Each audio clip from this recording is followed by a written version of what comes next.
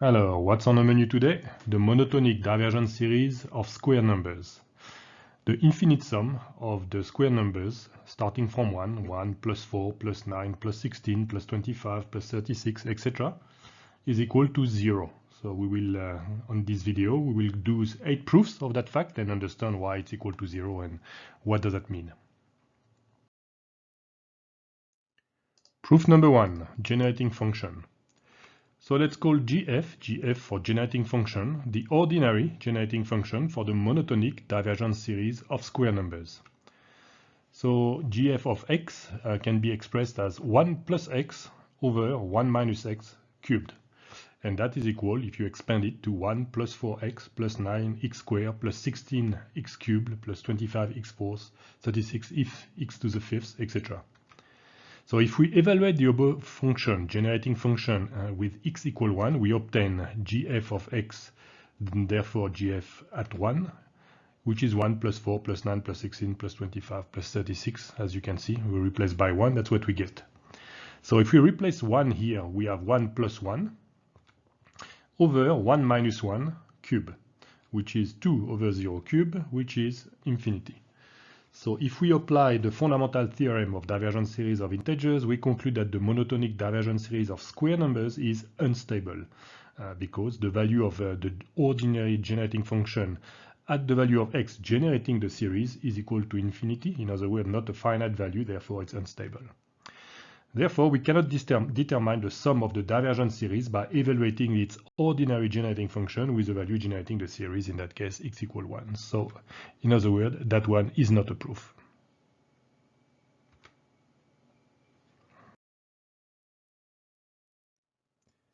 Proof number 2, direct calculation. So we can calculate directly the sum of the monotonic divergent series of square numbers.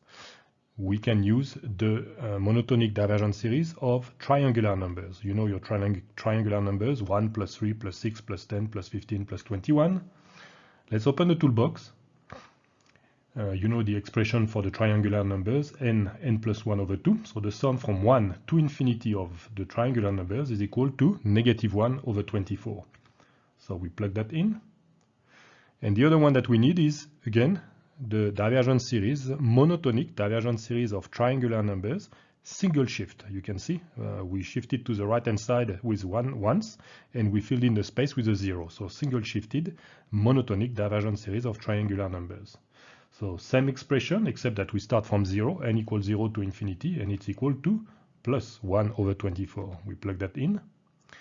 And then we realize when we sum those two divergent series, term by term, column by column, what do we get? The divergent series, the monotonic divergent series of square numbers.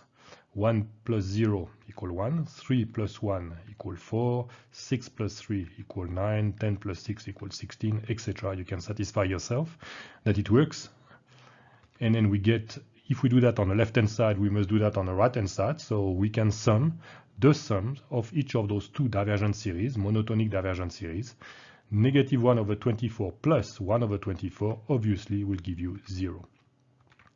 So in sigma notation, we can write it in a more condensed form, which is a sum from 1 to infinity of n squared is equal to the sum from 1 to infinity of the triangular numbers plus the sum from 0 to infinity of the same triangular numbers. And that is equal to negative 1 over 24, plug it in. That one is, like we've seen on the toolbox, 1 over 24, plug it in, and the sum of those two is of course equal to 0, and that's the right result. So we haven't proven what we get from the toolbox. We will see that in another video. In terms of generating function, we've seen on the previous proof number 1, that the generating function, or ordinary generating function for the square numbers, it's 1 plus x over 1 minus x cubed. So, and we can see here that we can decompose as 1 over 1 minus x cubed plus x over 1 minus x cubed. How do we interpret all of that? So that's trivial, you can see, but how do we interpret that? It's written here, it's there. So the first term is the monotonic divergent series of triangular number, and the second term is also the monotonic divergent series of triangular number. The difference, of course, is x at the numerator. It's at the single shift. So the x here corresponds to the 0 that you have here. Single shifted that divergent series of triangular numbers to the right and fill it with a 0. So that term in front 0 becomes the x there, and that's the proof here. Okay.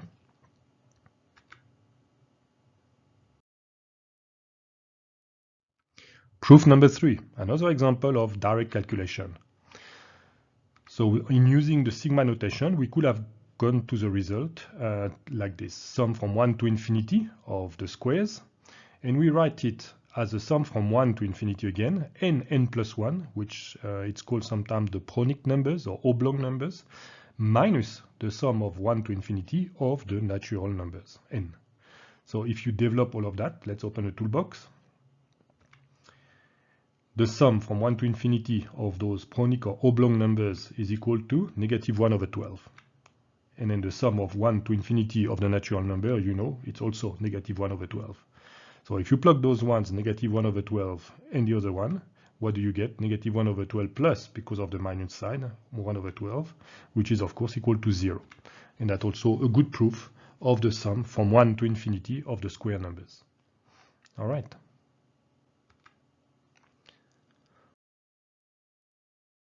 Proof number 4, intercept function.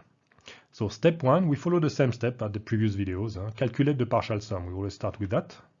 So here is the monotonic divergent series of square numbers. First term, partial sum, equal to itself. First term will be equal to 1, 1. Plus 4 equal 5, plus 9 equal 14, plus 16 equal 30, plus 25 equal 55, plus 36 equal 91, etc. That's how it works to calculate those partial sum, the sequence of the partial sum, which correspond to the square pyramidal numbers. So step number 2, we express the partial sum S of n, uppercase n being the index of the partial sum there, where lowercase n is the index that we use for the divergent series, and it's important to express it as a closed form expression. So let's try that. S of n from n equal 1 to uppercase n of n square. What is it? So let's open the toolbox. We're not going to prove it here. It's quite a well-known result. So the sum of the square from n equal 1 to uppercase n is equal to n plus 1 times 2n plus 1 over 6. So calculate the intercept point hn, h for intercept, as a half sum of two consecutive partial sums. So h of n, again, arithmetic average of what? S at n minus 1 plus s at n. So two consecutive partial sum. What does that give us? So s at n minus 1, obviously n becomes n minus 1, n plus 1 becomes n, and 2n plus 1 becomes 2n minus 1.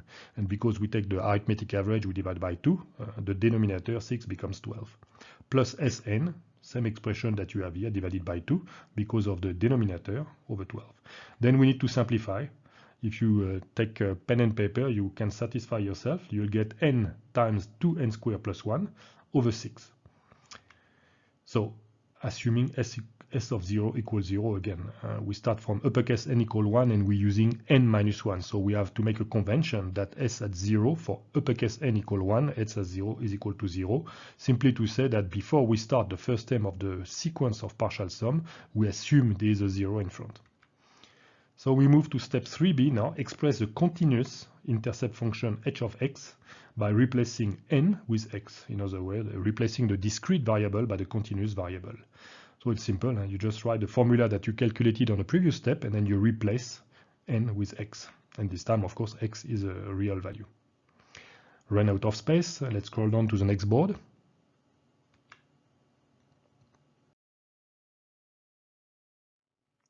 Let's continue proof number 4. So we are on step 4, evaluate h of x where x equals 0. So using the previous expression, it's trivial result that h of 0 equal to 0. Therefore, the sum from n to infinity of n squared, which is the sum of the monotonic divergent series of square numbers, is equal to h of 0 projected on Q the set of rational numbers. Remember, the sum of divergent series of integers belong to the set of rational numbers. So don't forget to project. Here it's 0, so it's already into Q, so there's nothing to do, but keep in mind always to project. It's equal to 0, and that's the correct result. So with proof number 4, intercept function works very well here. Let's move to the next proof.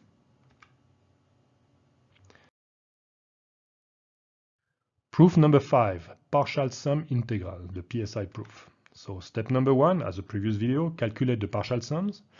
Again, let's write down again the divergent series of square numbers. Let's write down the sequence of partial sum. No need to recalculate, we've seen it on the previous proof. Step 2a, express the partial sum Sn as a closed form expression. Important again that it has to be a closed form. So S of n from n equal 1 to uppercase n of n square is equal to, toolbox again, but we have seen it, the sum of the first n uppercase n square is equal to n plus 1 to n plus 1 over 6. We've seen it on the previous proof. We write it down here, n being, of course, a natural number. And then step 2b, we express the continuous partial sum S of x. So S of n equal what we have just calculated, n plus 1 to n plus 1 over 6, and we just replace all the n's with x being a real value this time, not discrete. Simple as that. Then step number 3, we calculate the PSI, that partial sum integral. So what is a PSI? That's a definition. It's a sum from -1 to 0 of the continuous partial sum S of x. So the 1 over 6, of course, we can factor it in front of the integral. Then we're left with x plus 1 to x plus 1, integrated from the bounds from -1 to 0. So keep in mind the integral of xn, I'm sure you know, it's nx to the n plus 1 over n plus 1 plus a constant. Here we integrate with bounds of integral, -1 to 0, so the constant will cancel each other out, so we don't have to bother with that. We just focus on the nx to the n plus 1 over n plus 1. We need to develop that expression. So 1 over 6, the 2x cubed becomes x to the 4th over 2. The 3x squared becomes x cubed, and then the x becomes x squared over 2. So we integrate again from -1 to 0. You can see from 0 everything will simplify. There is nothing left. From -1 that will become 1/2. This one will become -1, and that one will become also plus 1/2. So let's write it down. -1 over 6 of 1/2 minus 1 plus 1/2. And if you look what you have inside the bracket, the 2 1/2 becomes 1, minus 1 becomes 0. So that's why we get the 0. The PSI gives us also the correct result. So when we have 0, we plug that in, and again, as usual, do not forget to project onto the set of rational number. Again, if it's 0, there's no need to project, we are already into Q, but as a general rule, don't forget to project, and we have 0, which is the correct result. That is a proof using the partial sum integral. So that curve that you see there is that function, that continuous partial sum. So what does 0 mean? Is there a visual interpretation? So as you can see here, it's there. We integrate from the -1 to 0, and you can see it's equal to 0. The sum of the monotonic divergent series of square numbers is equal to 0, because the surface of that curve, they are highlighted in blue, is equal, between -1 and -1/2, is equal to the surface in red below the horizontal axis. So therefore it's a negative with a negative sign here. It's the same. You can see it's symmetric. You can flip that thing over 180 degrees and then it will be identical, except that one is a positive sign because it's above the horizontal axis, and the other one is the same surface but below the horizontal axis with a negative sign. So you can see those two will cancel each other out, same surface, different sign, and that's why we land to 0. So again, the fact that the monotonic divergent series of square number, its sum is equal to 0, it's not like a uniform 0. You can see as a visual representation, it's just that those two components cancel each other out. Let's move to the next proof.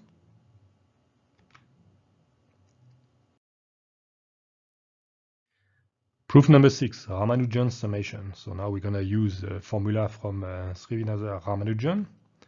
So let's apply his summation method. That's how it's written. In general, the sum from n equal 1 to infinity of a function of n is equal to negative or 1/2 of the value of that function at 0, minus the sum from m, I'm changing the index here, from m from 1 to infinity, of the even Bernoulli number b2m over 2m factorial of the 2m minus 1 derivative of that same function at the same point 0.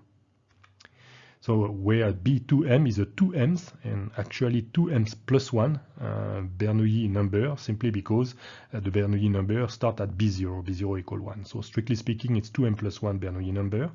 And we are in a context of b1 equal plus 1/2 here. So always, when you use a Bernoulli number, always specify which context you are in. Is it b1 equal plus 1/2 or negative 1/2? There's only two contexts to choose from.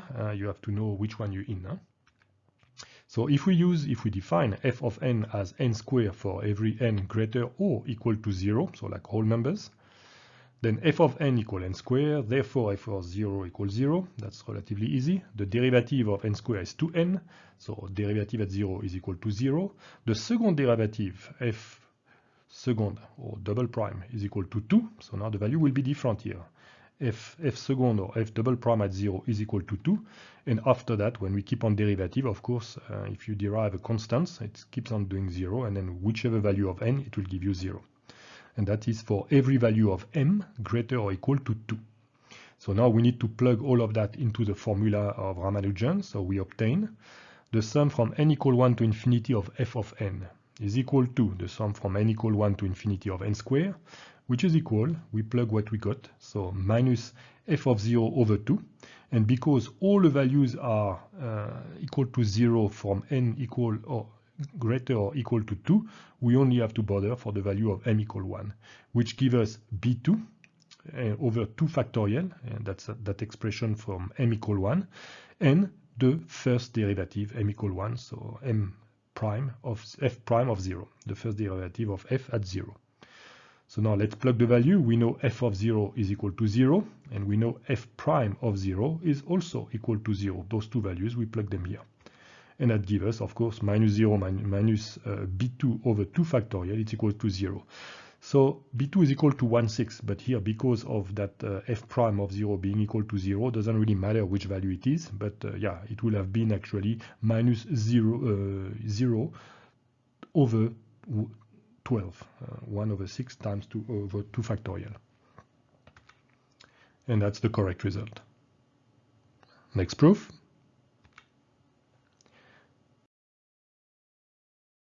So we erase the board. Now we are on Abel-Plana summation.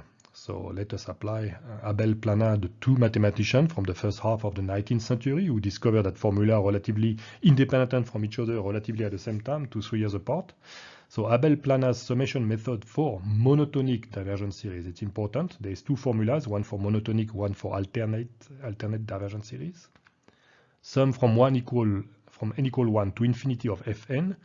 It starts like Ramanujan summation, negative of f at 0 over 2, so negative 1/2 of f evaluated at 0, plus I the square root of 1, of the integral from 0 to plus infinity of f of it minus f at negative it, over e to the 2 pi t minus 1. So that expression at the denominator, it's for monotonic divergent series. For alternate divergent series, you will have a hyperbolic sign of the 2 pi t there, times 2. All right.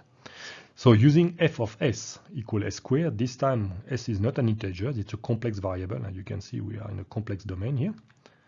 F of 0 equals 0, easy. F of it, it's it squared, I squared is a negative 1, so it becomes negative t squared. And f of negative it, it's negative it squared, which is also the negative sign disappear. We are left with I squared, which is by definition negative 1, t squared, so negative t squared. And you can see it's the same as the previous one. Therefore, it's equal to f evaluated at it. And then if evaluated at it and negative it give you the same result, then you can conclude for every value of t, so f is an even function. So we obtain n from the sum from n equal 1 to infinity of n squared is equal to 0 plus I from 0 to plus infinity. We plug the value. The first one is negative t squared, and the second one is t squared. So those two together, you can see what's happening. It will cancel each other out. And then we have 0 plus I of an integral which is uniformly 0 from 0 to infinity, it's a 0, it's flat. So needless to say, the value of that integral, it's easy, it's 0, so 0 plus 0 equals 0, and that's the correct result. So the Abel-Plana summation is very nice here because the fact that we have an even function, we can calculate very quickly or recognize very quickly that the value of the integral is 0, and therefore the sum of the monotonic divergent series of square numbers from n equal 1 to infinity of fn will be equal to nothing else than the value of that function, the square function, negative 1/2 the value of that square function at 0, which is of course negative 1/2 times 0, which is 0. So it's a very quick proof, almost a one-line proof, that one. All right.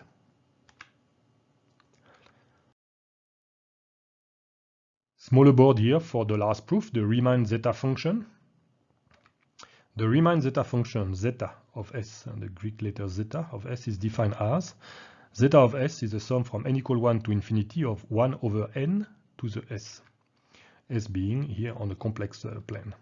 So the sum of the monotonic divergent series of square numbers starting from 1, we can see it here on the index, is equal to the Riemann zeta function evaluated with s equal negative 2. So sum from n equal 1 to infinity of n square equal sum from n equal 1 to infinity of 1 over n to the negative 2. Just a trick, you put it at the denominator and add a negative sign. And why do we do that? Because if you compare that formula with the definition, you can see it is the zeta function for s equal negative 2. So that's immediate. Now we need to know the value, so let's open the toolbox. The value of the zeta function as negative 2 is equal to 0.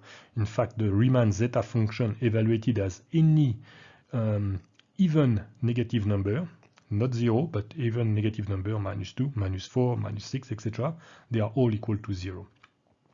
So that value is 0, therefore the whole, the sum of the monotonic divergent series of square number is equal to 0, like we have seen it on the previous proof. Simple, a one-line proof as well.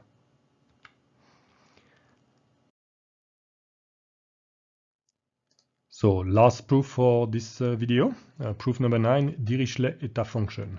So the Dirichlet eta function eta, it's an n, Greek n with a long leg here, at s is defined as eta of s is equal to the sum from n equal 1 to infinity of the alternate sum. In other words, the sum from n equal 1 to infinity of negative 1 to the n minus 1 power. Minus 1 here is there because we start numbering at or indexing at n equal 1, and we want to start that alternate function with a plus sign rather than a negative sign. So negative 1 to the n minus 1 over n to the s. S being a complex variable in a complex plane. So the sum of the alternate divergent series of square number is equal to the Dirichlet eta function evaluated with s equal negative 2. So we need that formula, eta at n minus m, which is a well-known formula linking the eta function for negative value, integers value, to the Bernoulli number. It's equal to 2 to the m minus 1 over m times the mth Bernoulli number, or actually mth plus 1 Bernoulli number, because Bernoulli numbers, the numbering start at b0, b0 equal 1. And we are in a context of b1 equal plus 1/2, like in a previous proof. So if we use that formula for m equals 3, what do we get? So first we write the sum from n equal 1 to infinity is equal to negative 1 n minus 1 times n square. We just rewrite that as a simple trick to put the n square at the denominator, so the sum from n equal 1 to infinity of negative 1 to the n minus 1 over n to the n minus 2, n to the minus 2, is equal to eta at minus 2. How is that? You can see that formula. You can see it here. It's exactly the same thing for the value of s equal negative 2. So s equal negative 2, eta at minus 2 comes here. And there it is equal to 7/3 of b3. How do we know that? It's here. We get to eta at negative 2 by using the value m equals 3, 1 minus 3, so it becomes negative 2 here, is equal to 2 to the cube minus 1, that gives you the 7, over 3 b3. So let's open a toolbox. What is the value of B3? The value of B3, which is the third, or strictly speaking, the fourth Bernoulli number, is equal to 0. All the Bernoulli numbers with the odd index are all equal to 0, except B1, which is never equal to 0. It's equal to 1/2 or negative 1/2, but not 0. All the others, so B3, B5, B7, B9, etc., they are all equal to 0. So that makes it very easy to calculate. Obviously, it becomes equal to 0. Then we can finish the proof. We have that relationship between the eta Dirichlet eta function, eta at S, and the Riemann zeta function. So eta at S is equal to 1 minus 2 to the 1 minus S times the value of the Riemann zeta function at the same point. So if we evaluate that one as -2, what do we get? -2 here gives us 1 minus 2 to the 1 minus minus 2, so 2 to the cube, so 1 minus 2 to the cube, 1 minus 8, give you -7. You pass it on the other side, so 1/7 eta at -2. And then we've seen that eta at -2 is equal to 0. So therefore, the value from n equal 1 to infinity of the sum of the square, in other words, the sum of the monotonic divergent series of square numbers, which can be rewritten in this way, which appears to be the zeta, the value of the zeta function, Riemann zeta function evaluated at -2, is equal to this value that we have here. We plug it here. Don't forget to project onto Q if there is a need, but there obviously there's no need, it's already on Q, and you get your result. It's 0, like we've seen on all the previous proof. So we can see the link between the sum of the monotonic divergent series of square being 0. It is linked to the value of the zeta function as -2 itself being linked to the value of the third, or actually fourth Bernoulli number, B3, equal to 0. So the B3 equal to 0 correspond to zeta at -2, Riemann zeta function at -2 equals to 0, which then translate to the sum of the monotonic divergent series of square number equal to 0. Those zeros are all linked between B3, zeta at -2, and our divergent series that we're after. All right, I hope you enjoyed.